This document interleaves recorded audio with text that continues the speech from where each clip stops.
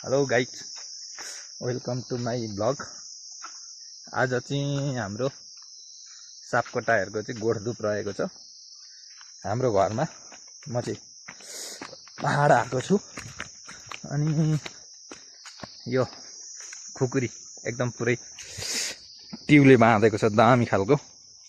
अनि म चाहिँ यहाँ बाँसघारी छ, बाँसघारीमा लिङ्गाका लागि बाँस काट्न जाँदैछु हैन। आज चाहिँ म तपाईहरुलाई सापकोटाको गोठधुप चाहिँ कसरी गर्दा रहेछन् त्यो सबै देखाउने छु।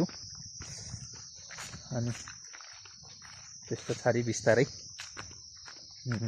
भोलि चाहिँ हामी फेरि इटहरी नै फर्किनेछौँ। हामी बुढाबुढी आछौँ हैन। यहाँ बाँस काट्न आएको बुवाले भन्नुहुन्थ्यो सानो सानो खालको बाँस छ लिएर आइज भनेर, तर ए रहेछ ल यहाँनिर रहेछ।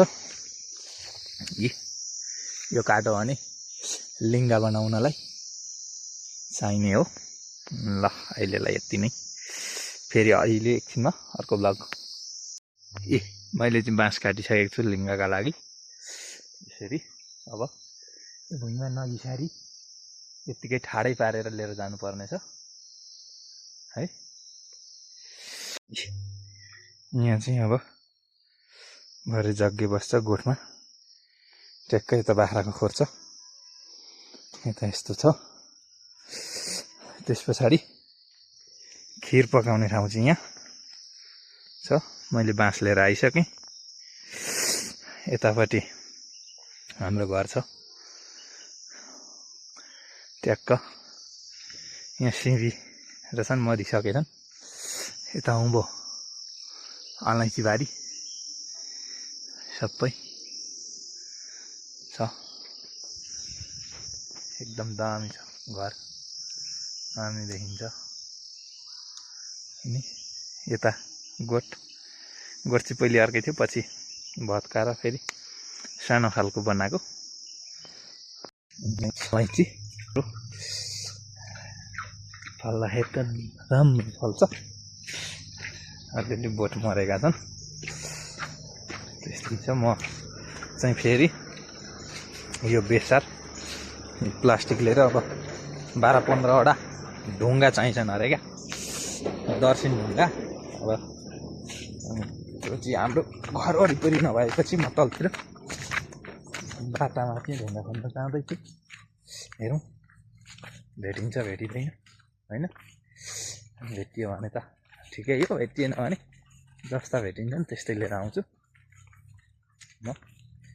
मैले चाहिँ एकदम ढुङ्गा खोज्नै पर्यो, अब नखोजेर भएन। अहिलेसम्म त गुरु पनि आइपुग्नु भएको थिएन। यहाँ त भेटियो, तर यो दर्शन ढुङ्गो होइन।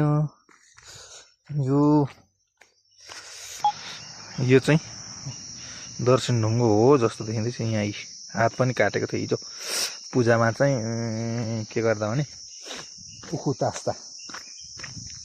तास्दाखेरि चाहिँ मेरो कर्दले च्याट हान्दै आएको थियो अलिकति। त्यो पनि हो कि क्या हो, ए होइन यो दुईटा भइहाल्यो है।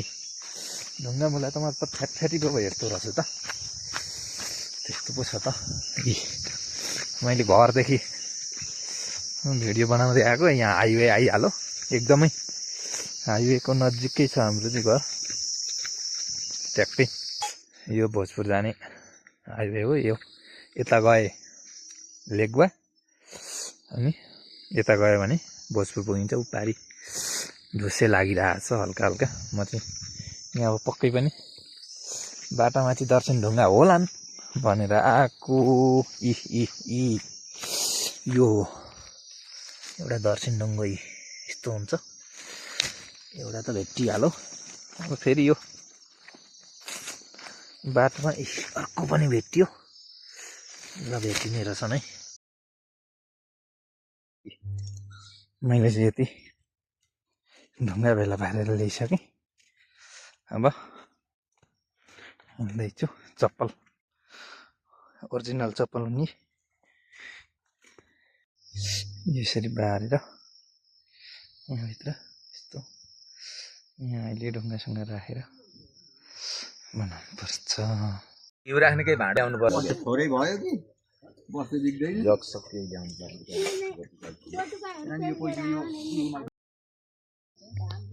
हाम्रो दाजु मान्छे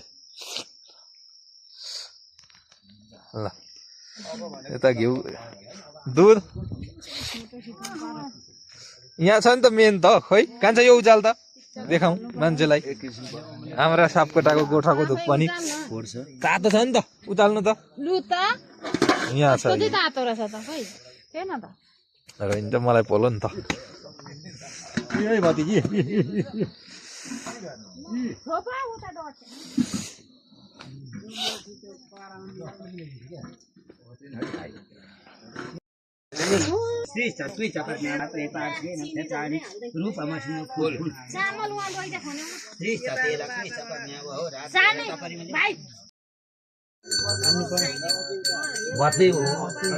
अलिकति राखिदिनु नि। त्यहाँबाट घुमौँ घुमौँ यहीँबाट घुमिन्छ होला त।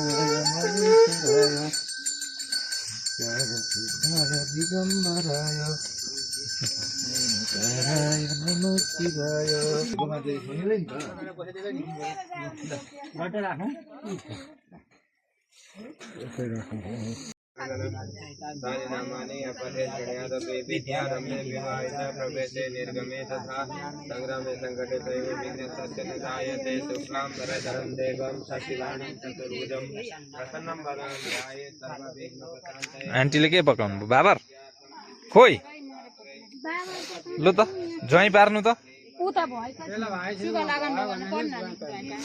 मैले पढेर हुँदैन भित्र पढ्नु पर्यो होला नि त।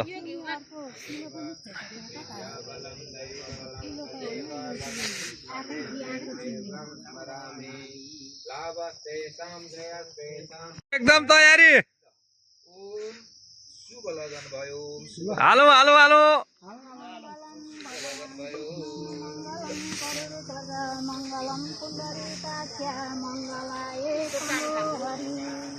आन्टीले रोटी पकाउनु भयो कि बाबर हो स्वार ल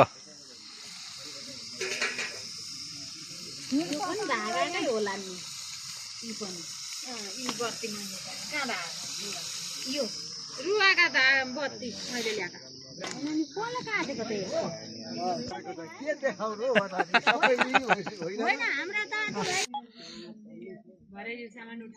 भरे पोल्ला नि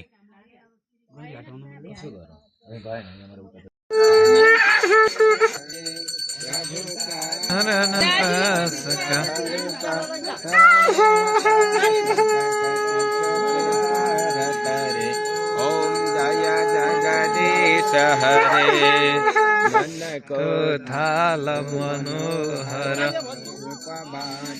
प्रभु प्रेम त्यो दाजुले बनाएको त्यो पनि यसपछि राख्यो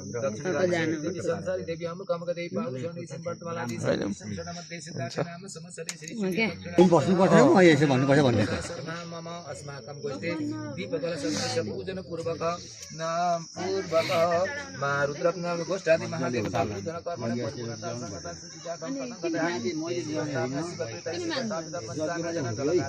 जगमा त चलायौँ कि माथि भित्र चाहिँ चाहिँदैन भने त हटाइहाल्छु नि।